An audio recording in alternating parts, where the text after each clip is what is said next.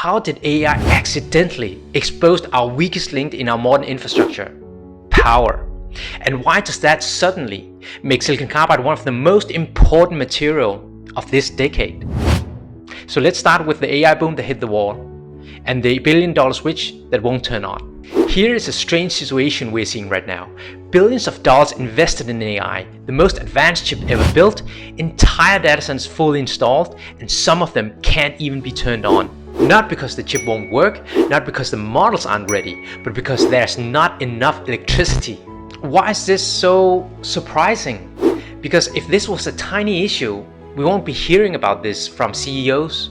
But suddenly, senior executives are talking about electricity publicly.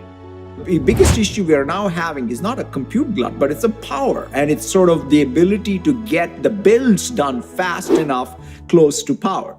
So if you can't do that, you may actually have a bunch of chips sitting in inventory that I can't plug in. In fact, that is my problem today, right? It's not a supply issue of chips. It's actually the fact that I don't have warm shells to plug into. And so how some supply chain constraints emerge, tough to predict, because the demand is just going, is tough to predict, right? I mean, I wouldn't, it's not like Sam and I would want to be sitting here saying, oh my God, we're less short on compute. It's because we just were not that good at being able to project out what the demand would really look like. When these CEOs stop talking about the newest AI or software and start talking about power, energy, electricity, something has changed. Because this is not the usual flex that Silicon Valley goes for. And here are some forecasts that may be explaining exactly why. So let's have a look at it. Global data centers electricity demand is expected to nearly double by 2030. AI workload may account for 40 to 55% of all data center power. Analysts warn up to 40% of all data centers could be power constrained by 2027. This means that the bottleneck is no longer the chips. It's not about the funding, it's not about the talent, it is about the grid.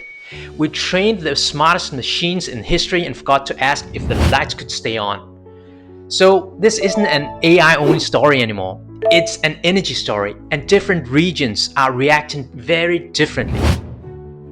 3 regions, 3 energy realities. If AI is exposing an energy problem, who's actually prepared for it? So let's start with the US. The US leads in AI infrastructure. Hyperscale data centers in Texas, Virginia, and Oregon. This is the backbone of AI.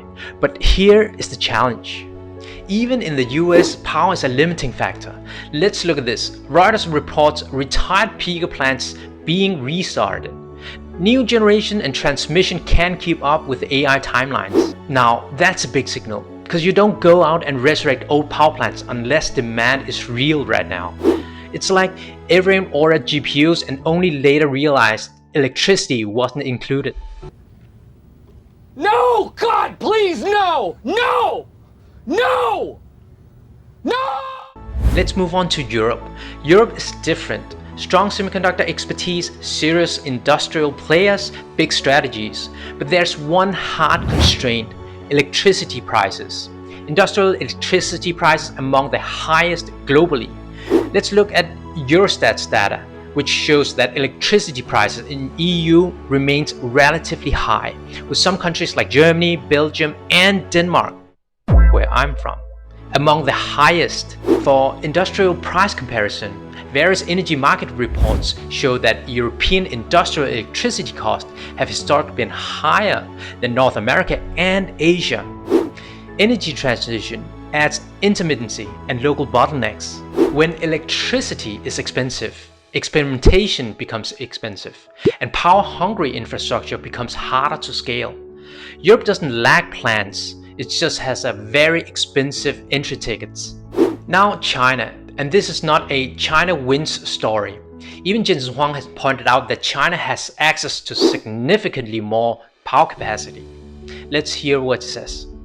At the lowest level energy, China has twice the amount of energy we have as a nation. I want to ask about that. Twice as much energy as we have as a nation, and our economy is larger than theirs. Makes no sense to me. I think what's different is the approach. Aggressive grid build-out over the last decade, willingness to experiment earlier, for instance 12-inch silicon carbide and their pilot post-processing lines.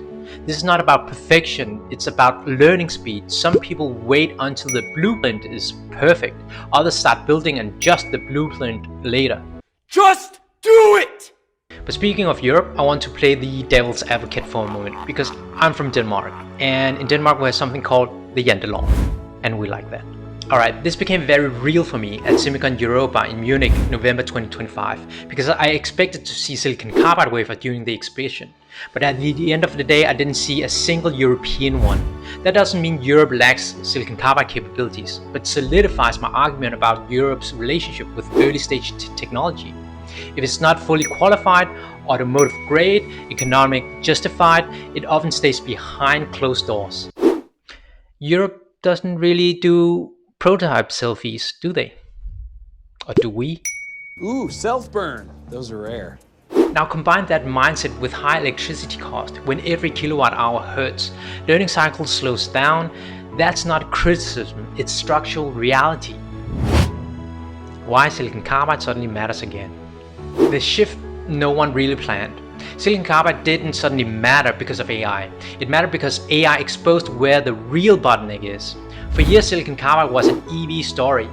Range, charging, efficiency. But when EV growth slowed, something unexpected happened. AI didn't stress compute first. It stressed electricity.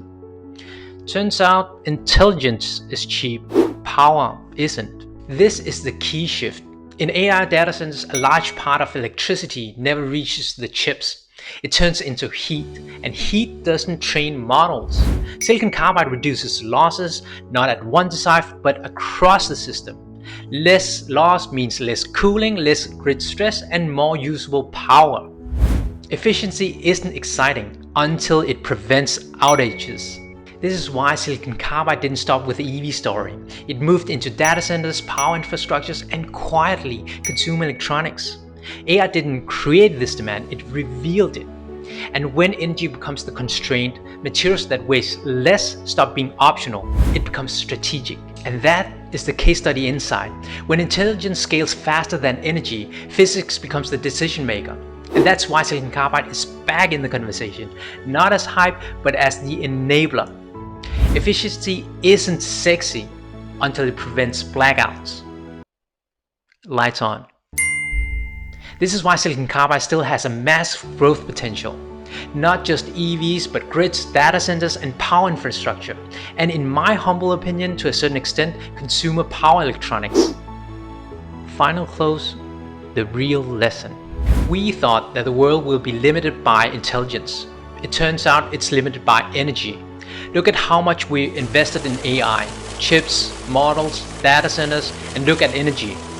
AI didn't just change software, it exposed a flaw in our physical world, and suddenly materials like silicon carbide aren't just technical details. They start to determine whether this future actually scales or stalls. Turns out, physics always gets the final say. And here's the part I keep coming back to. AI didn't just create new product, it didn't just change how we work, it revealed something deeper. We built intelligence faster than we built electricity to run it.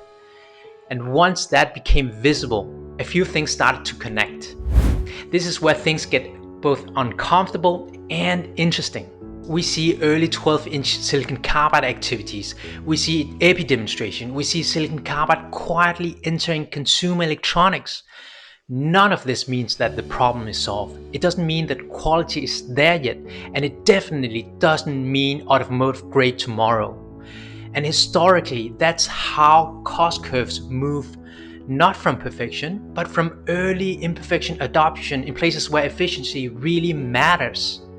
AI may be the technology that think faster, but only when technology like silicon carbide is there to waste less. However, without energy, how do we build chip plants, computer system plants, and these AI data centers? We call them AI factories. We're building simultaneously 3 different types of factories in the United States. Chip factories, supercomputer factories, and AI factories. They all require energy, every single one of them. Yeah. And so on the one hand, we want to reindustrialize the United States. How do you do that without energy? And so the fact that we vilified energy for so long, President Trump sticking his neck out and taking it on the chin and helping the country realize that energy is necessary for our growth is one of one of the greatest things he's done right off the bat. And so now, at the energy level, back to that stack, we're, 50%. And they're growing straight up. We're kind of flat right now. And so, number one, energy. Number two, chips.